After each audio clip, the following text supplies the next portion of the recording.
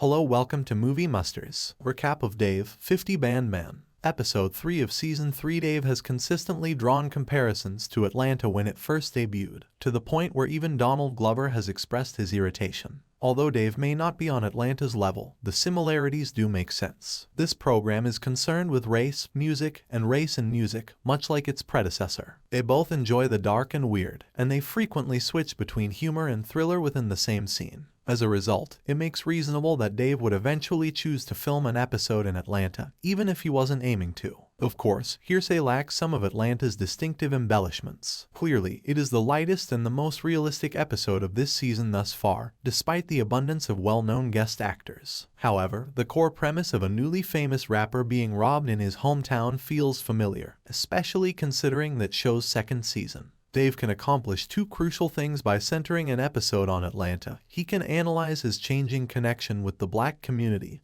and once more delve into GaTa's inner workings. Seeing the latter is especially encouraging in light of how Season 2 concluded. After their performance at the VMAs and subsequent tour, that finale implied that Dave and GaTa would work together on a more equal basis. GaTa hasn't precisely become a co-protagonist in Season 3, which I didn't anticipate, but the progression of their friendship is made abundantly obvious in this episode. S3XE3, in particular, witnesses VMA GaTa flexing at the start of the episode in front of his former friends. He and Dave will meet Rick Ross that evening at the strip club, which is advantageous to both of them. GaTa sees it as a chance to bring about a collaboration. A rhythm that Benny Blanco created for Ross 5 years ago was eventually discarded and ended up with GaTa, who is using it in Ross's verse for his own song. For Dave, it's a chance to demonstrate that he cares about the black community. GaTa explains to him afterwards that being seen and photographed with Ross gives Dave and his position in the rap world legitimacy. Ross offers Dave a solution that evening at the club, an invitation to the Black Brilliance Brunch, where he'll be able to mingle with some of the most accomplished black performers, athletes, and business people. Even worse, he lends Dave his $250,000 chain, which Dave promptly loses after Ross vanishes and he and GaTa are robbed in front of a booze store. When the three masked thieves display their new item, Ross is informed right away online,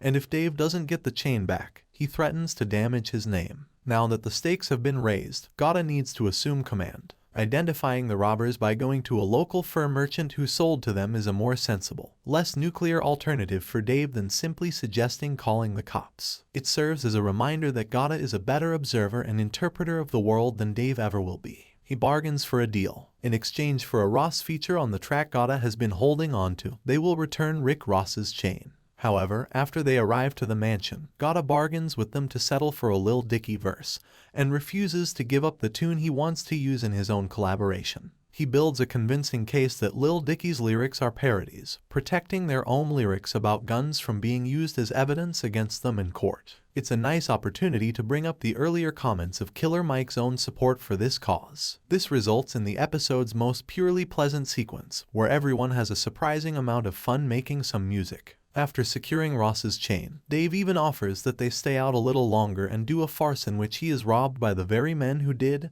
in fact, rob him. While a large portion of the episode centers on Dave's blatant attempts to gain favor even though he was just a short while before prepared to report them to the authorities, there is something sincere about his readiness to accept these new pals. It's difficult to say whether Dave is changing for the better, but I doubt the Dave from Season 1 would be as adaptable. Although lately he hasn't been able to enjoy himself, this feels like his first chance this season to let free as he stated he wanted to in Texas. So even though Dave does make a little fool of himself at the brunch, especially in front of his idol Usher, it's not too bad. It seems like Killer Mike was never trying to show shade at Dave. He merely had no idea who Dave was. The biggest mistake Dave makes is deciding to contribute $50,000, which is the same amount of money GaTa and he fought so hard to avoid by bargaining with the robbers. But Dave's show ends on a moral that is suitable. His ignorance is pardoned, but his obsessive concern with belonging and looking forward thinking earns him punishment.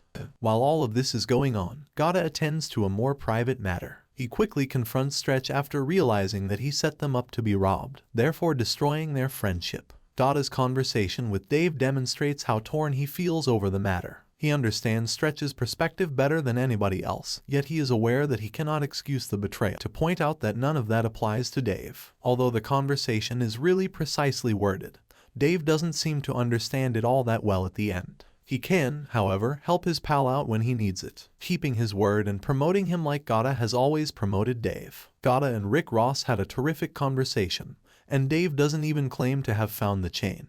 As adept as Dave is at criticizing its protagonist, and as much as I value its commitment to consistently recognizing his white privilege, it's sometimes pleasant to watch him come out on top. Dick humor. The episode mentions Els. He is insecure about how much he owes everyone and is broke. It's endearing to observe the growing bromance between Mike and him. Els gets a haircut from Mike. This week's installment of Dave says something weird and in explaining himself only makes it worse. Any friction will make me hard. I have no control over it. I was proud that nothing even moved while my fucking 11-year-old cousin sat on my lap and we watched a movie at Thanksgiving.